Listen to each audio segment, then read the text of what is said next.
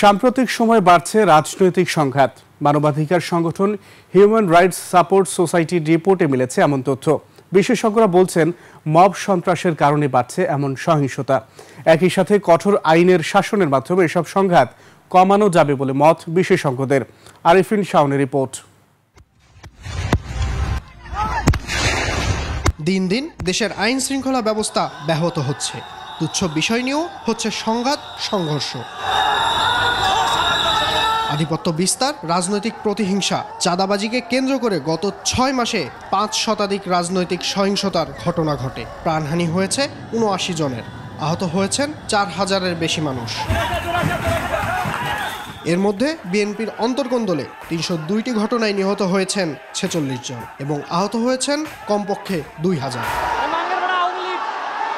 আবার বিএনপি জামায়াতের মধ্যে 26টি সংঘর্ষে আহত হন 216 জন এবং নিহত হন 2 জন।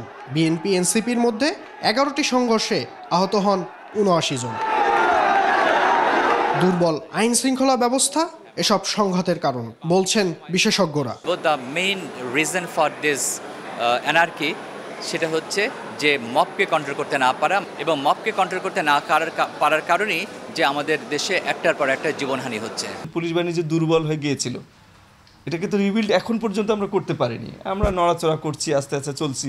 তাহলে এই ধরনের একটা পুলিশ বাহিনী দিয়ে আমি কিভাবে চিন্তা করব যে এই সংঘাতগুলোকে থামাবে।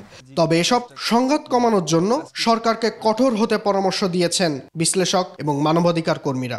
তো সরকারকেও এই বিষয়ে খুব দ্রুত পদক্ষেপ নিতে হবে।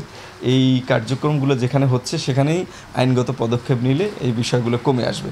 একই সাথে সাধারণ মানুষকে সচেতন থাকার আহ্বান জানান বিশ্লেষকরা। আরিফিন শাওন, 21 টেলিভিশন, ঢাকা।